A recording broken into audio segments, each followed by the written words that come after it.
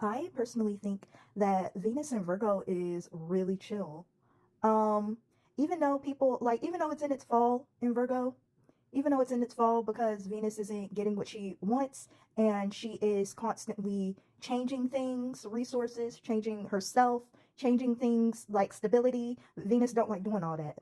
Venus is at home in Taurus, a fixed sign, where you are constantly getting what you want and people are very receptive to your energy. When Venus is in Virgo, people aren't always receptive to Virgo energy.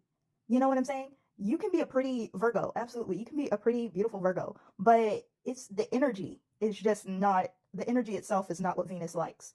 Venus is like, oh, we good, we chilling today, and Virgo will jump up and be like, damn, my lips small. I'm a go get some surgery and Botox. And Venus is like, why would you do that?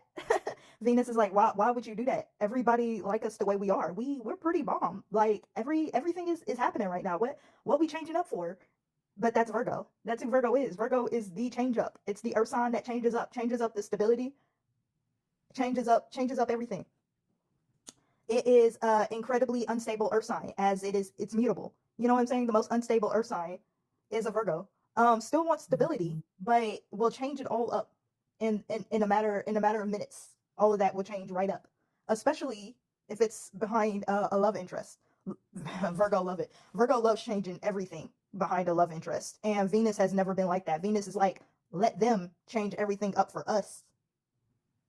Let them get their money up for us. Like I do not want to jump up and extend anything.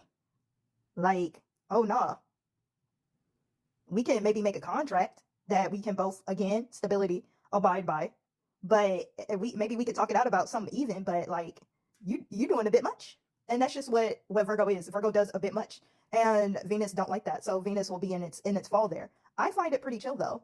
I find Venus and Virgo pretty chill for the most part. Like especially like on a day to day.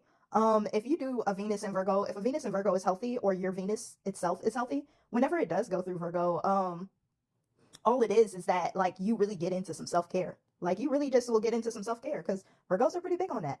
Some self-care. We love it. Um, I'm not a Virgo, okay? I'm a Virgo Mars. So if anything, like I would just get even more bigger into my self-care. Or like get a job that will allow me to do more self-care. As Virgo rules the sixth house, it rules the average job that everyone has. Not everyone gets the 10th house, you know, public image, CEO job. A lot of people are the sixth house. A lot of people are just the run of the mill person that just keeps everything going, everything swimming. Thanks for the paycheck. I've done my service. You know what I'm saying? I might change this up, but as of right now, I'm just doing my thing, and then I'll move on. So I do love me some Venus and Virgo because you know like if especially if you're looking for a job that you know is not going like it's not going to end up in like oh CEO public image or like you know all of that stuff. It's just a run of the mill service. You know, having a Venus and Virgo is actually really good for that. Venus is like oh okay yeah like money some resources. I could do that. I could definitely like just have a little job here and there, have a little part time where I just get some money, do a couple of nice things for people. And Virgo like Venus and Virgo is really good for that. Really good for that. Because Venus is not about to put all of her eggs in that basket. It's a basket for right now. You know. So if you're just looking for a little bit of something, Venus and Virgo will definitely help you get that like little bit of something for sure. Um, especially if it's in your like second house or like your sixth house, you know, and that's where your Virgo and that's where like your Virgo is at. So yeah, also y'all, Mercury.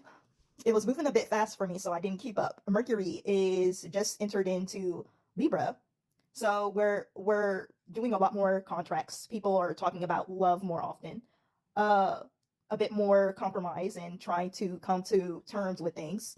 A lot of talking about politics as Libra is about society and society workings. So a lot more talks about that. A lot more beauty as Venus does really well. Venus does really well in Libra. So a lot of talks about beauty coming about. Mercury is the salesman, so a lot more of selling beauty products. If anything, with Venus and Virgo, and Mercury and Libra, it might be a lot more critiquing about beauty. There's going to be a crazy amount of beauty critique, a lot of, even if it's really good, even if it's perfect, there's going to be a lot more eyes on like, hey, I don't like this no more. Like, let's change it up. So a lot of that. It might be some new beauty gurus happening out there. Again, as Mercury rules communication and things and people like close to you. So a lot more beauty gurus might just be jumping up, popping up on the scene. A lot more people expressing random, even more random critiquing beauty topics. Again, like y'all remember that golden ratio, Cupid's bow, you know, like how wide apart is your nose? Like that's Venus and Virgo stuff. Like that's Venus and Virgo stuff, like eyebrow blindness and all of that is like Venus and Virgo, especially with Mercury in Libra. Like that's heavy. So we might be receiving and just getting a lot of beauty and critiquing, a lot of selling, you know, to keep people interested. Like a lot more consumerism might be happening. Everybody, this is a time when everybody is far more open to consuming things that change appearance, whether it be the appearance of a house, whether it be your appearance, your body. Everybody is more open and receptive to changing things about themselves. So that's what we'll be going into right about now.